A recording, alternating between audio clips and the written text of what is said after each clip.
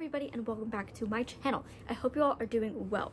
I've been doing so many sit down videos recently. It has become more natural for me. Normally when I film these types of videos I feel so strange, but it feels more normal to me now and that's really good. You probably know what this video is about since you saw the title, but today we are going to be talking about the best books that I read in 2023. This list was actually kind of really hard to make because I read so many good books this year and a lot of them I don't even remember reading. I'm so excited to film this video because I feel like this year was filled with so many good reads, but I read so many good books and I highly recommend all of these because they're all like perfection. I thought what better way to end out the year than to tell you guys of all the good books that I read this year. Also, don't take any of these to heart. These are just books that I really enjoyed. If you didn't like them, completely understand, but yeah, let's be nice. First, we're gonna start out with my honorable mentions because these ones I really enjoyed, but I didn't enjoy them as much as the rest of the ones on this list, if that makes sense. The first one I'm going to be talking about is A Curious Beginning by Deanna Raybourn. And if you guys remember, earlier on in this year, I had a really strong and very powerful Veronica Speedwell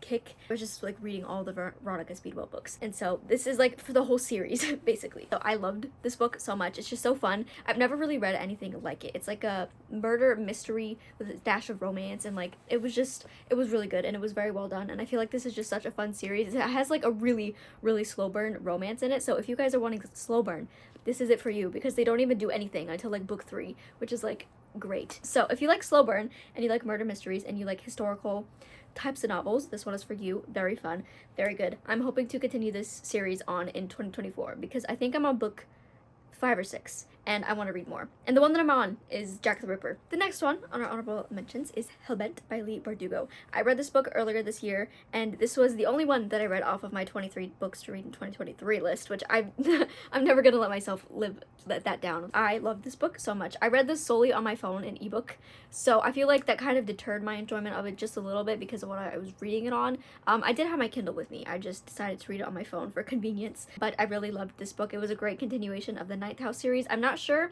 I think this is I think it was a duology and this was like the last one in the series, which it was a great conclusion, but I feel like there's still room for more to happen. I don't really remember too much about what happened in this book. I remember like the good stuff and the juicy stuff, but like the majority of the story, don't remember, but I had a really good time with this, and I hated this cover when it was first revealed and like this was like all we had of the story, but now that I read the story I understand what this cover means and I actually really like it and I think it's really beautiful and really simple. This one is the second one on our honorable mentions and I really love this and I highly recommend this series if you haven't read it yet because it's just good. Dark academia, spooky, magic, mystery, it has everything in it for you and you would love it if those are for you. We have The Dreadful Tale of Prosper Redding. I love this book so much. I've been wanting to read this since it came out and it lived up to everything that I wanted. Like it was perfection. It lived up to my hype. It had everything in it that I wanted and more, stuff that I didn't even know that I needed. It was just an all-around perfectly crafted book and it's a middle grade book, but it has some spookiness,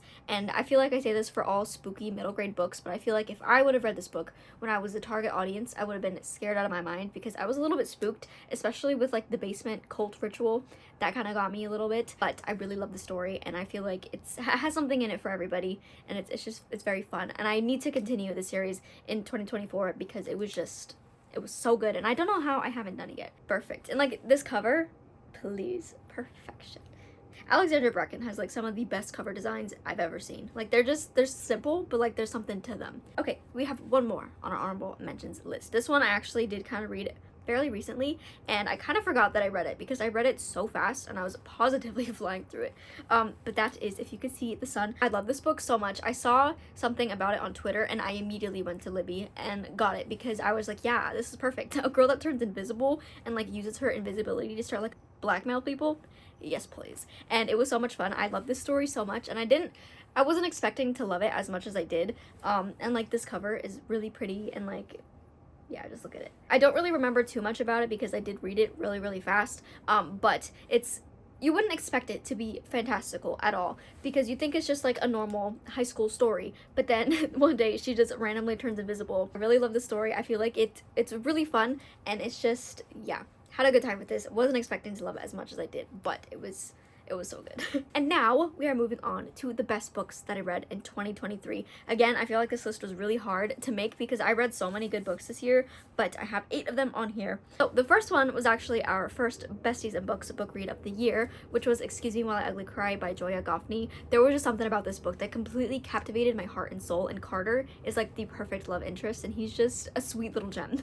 Like, he's perfect. And I loved the story. I loved everything that was talked about in it. I loved the list making. I loved the love interest. I loved her friends, and it was such a beautifully crafted story, and I feel like it was a great way to start off 2023. By the way, these are not in any order. These are just, I just took them off of Goodreads. But this one, I feel like it was just stuck with me because I feel like it just started off the year so good, and there was no way that I was gonna make the best of 2023 without putting this book on the list because it was just so good. And the experience that I had reading it as well, like just reading it with the book club, kind of enhanced it, and then like the discussions we had about it when we did our live show, it just made it even more lovely. I love this book so much. It was so good. The next one we have is kind of different in genre and like vibes. Gilded by Marissa Meyer. This one, I read this one so fast as well. I started out reading it really slow, but then once I got to a certain point in the book, like I flew through it and there was like no stopping me. I loved it so much. And this actually inspired me to start working on my fantasy novel again and like make it more fantastical because this is very much like folklore, fantasy,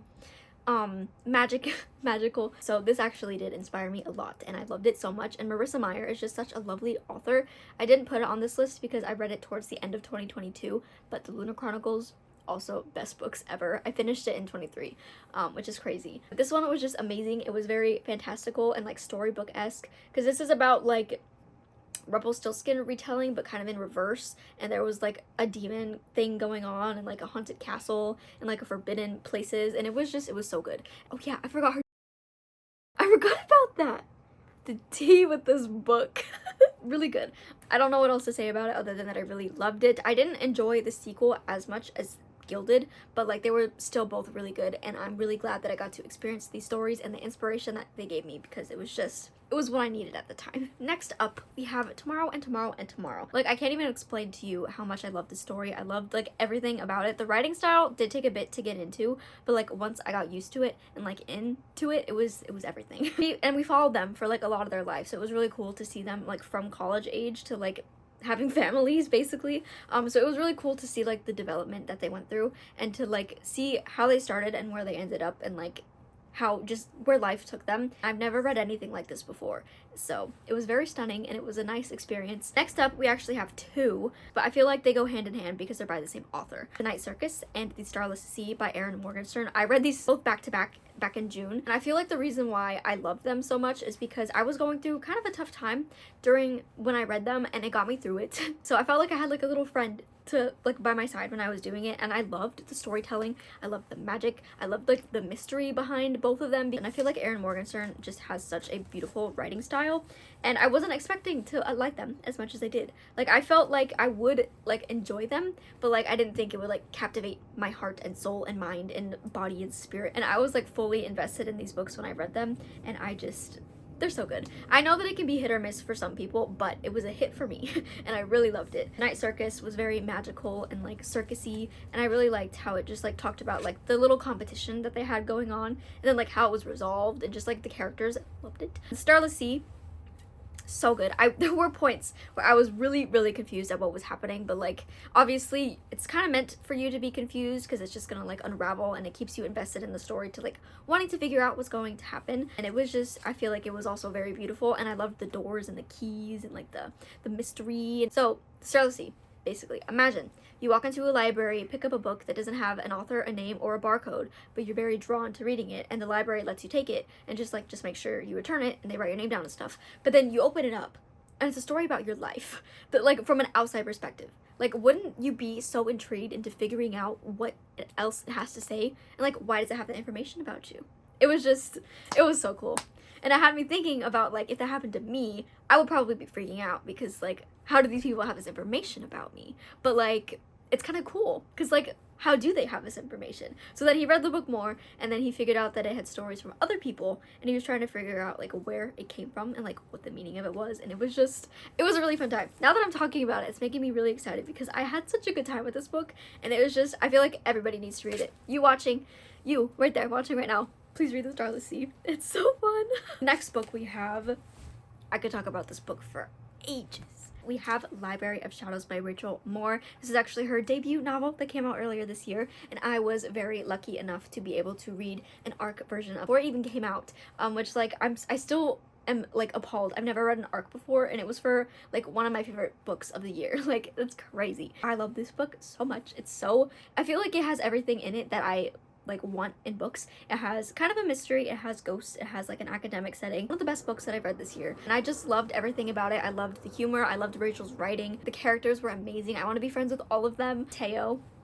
Teo's a sweet little gem. I love Esty as well. I want to be her best friend. And I love this book so much, and I loved how specific things were talked about, and I feel like the characters felt very realistic, like in a sense that like I felt like I could know them in real life, and it was perfectly done, amazing, and I highly recommend this to anybody who's looking for like a spooky academic book with a mystery surrounding it and a very beautiful romance. The romance.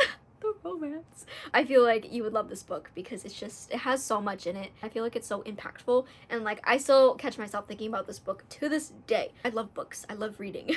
The fact that I get to be with these characters is just mind-boggling to me. I can't believe. It's been so good.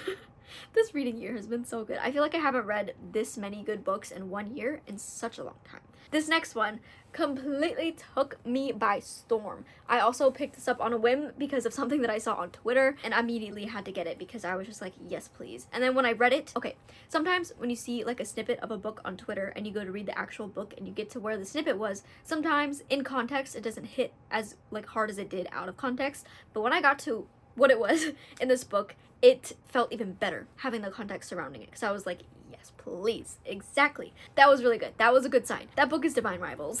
This lived up to the hype and expectations that I had surrounding it. It was just so beautiful and so magical, but like also so heartbreaking and like gut-wrenching at the same time. But I had such a good time with this book. I really need to read the second book. I need it like yesterday. My nose feels really itchy all of a sudden. The magical typewriters were fantastic. I loved like the tension. I loved the enemies to lovers. It was just, my thoughts are all over the place about this book. I definitely should have written it down because I just have so much love and so much to say about this book that like I don't have anything to say about it, if that makes sense. I'm really excited to read the second book because I love this one so much, and if you've read this one, you know that it ends up on a really big cliffhanger. I did see the cliffhanger coming, but it didn't knock any points off because the way that it was done in a very good way. So I'm really excited to continue this one. The Odds by Lindsay Puckett.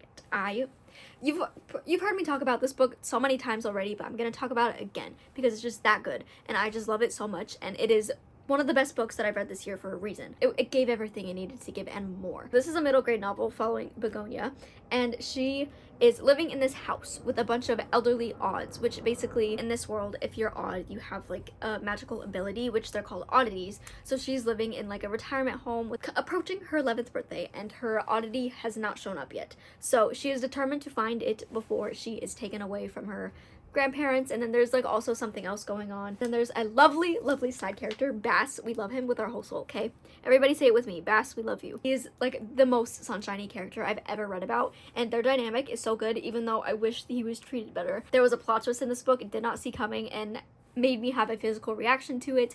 There was a disability representation that I feel like was done so well, and just like the love and just like everything that went into this book, so good. And the humor was spot on. Lindsay's writing was amazing, and then there were like parts at the beginning of every chapter, like it gave you a fun fact pertaining to what was inside of the chapter, and I felt like that was so fun. Normally I don't really read those things, but in this book I really loved it, and I highly recommend this to anybody who wants a good spooky read with a crazy plot twist and that's cozy and like ghosties and just like magical old people. It was so good. I feel like if I ordered these, this one would be first. I don't know what it is about it, but I love it so much. Can't believe we've already made it to our last book, my most anticipated release of the year. I did make 2 reading vlogs about it that are completely spoiler free, so if you want to learn more insight into those, check it out in the cards over here, or over here.